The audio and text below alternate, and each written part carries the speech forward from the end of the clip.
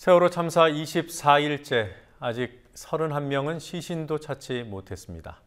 오늘 또 해경이 이번 사고의 중대한 원인 제공자라는 사실이 드러났습니다. 사고 약 50일 전 세월호에 대해 양호 판정이 내려진 해경의 특별 안전 점검은 불과 1시간 반 만에 끝난 것으로 드러났습니다. 이런 상황에서 해경과 언디는 수색에 참여한 민간 잠수사들 수당 지급 문제를 놓고 갈등을 빚고 있다고 합니다. 범정부대책본부가 마련되어 있는 진도군청 연결해 보겠습니다. 김현주 PD. 네, 김현주입니다. 네, 유가족과 실종자 가족들이 그곳을 방문했다고 들었습니다. 어떤 문제로 이뤄진 방문이었습니까? 유가족과 실종자 가족들은 정부가 발표하는 브리핑 내용을 믿지 못하겠다며 제대로 된 작업 내용과 계획을 발표하라고 항의 방문했습니다.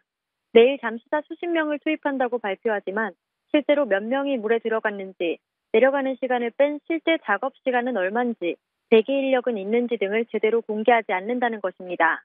또 어제 새벽에 수색을 못한 것은 물살 때문이 아니라 잠수사가 없어서였다며 잠수사 교체가 제대로 되지 않는 현실을 답답해했습니다.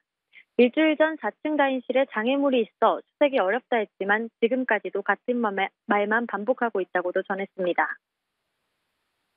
믿을 수가 없는 거, 이 수사들이 진짜 수색을 하는 것이며 진짜 들어가는 사람들이 있는 것이며 아니면 대기 숫자가 뭐 100몇 명이 넘는데 그 바지에 100몇 명이 있으면 확실한지 이런 것도 모르는 거예요.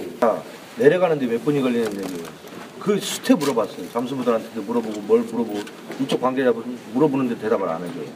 애들을 확인하러 가는데 사진으로밖에 보는 사람들이 거의 없어요. 실물을 못 봐요. 안 보여주나요? 안 보여주는 게 아니고 보여주는데 아버지 엄마들이 무서워서 못 봐요. 이제는 볼 수 있는 사람이 몇 명 되질 않아요. 그 정도 상태의 애들이 그렇게 올라와요.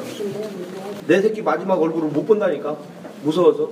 어제 3분 올라오신 분들 다 못 봤어요. 우리가 원하는 건 지금은 딱 하나예요. 그냥 앞으로 할 수 있는 작업 내용, 뭐 군안이든 구조든 어떻게 할 것이며 자세한 브리핑, 그 다음에 잠수부들 건강 상태 뭐 이런 거 최대한으로 받을 수 있는 거. 자, 민간 잠수사들의 수당을 누가 지급하는지를 놓고 해경과 언딘이 갈등을 빚고 있다. 이게 맞는 말입니까? 네, 해경은 총괄 관리 감독은 해경에서 하지만 민간 잠수사 개개인에 대한 관리는 언딘이 하고 있다고 거듭 밝혔습니다. 하지만 언딘 측은 언딘 소속 외의 민간 잠수사는 해경이 인명구조협회의 요청에 데리고 온 것이라고 주장합니다. 이에 따라 잠수사들의 수당 지급 문제가 논란이 되고 있는데요. 해경은 자신들이 데려온 잠수사들은 순환구호 종사명령에 따라 일하고 있고 법대로 수당을 지급할 거라 말하지만 언딘 측에 배정된 민간 잠수사에 대해서는 언딘이 알아서 해야 한다는 입장이기 때문입니다. 한편 순환구호법에 따르면 민간 잠수사 수당은 8시간 기준 약 9만 7천 원가량입니다.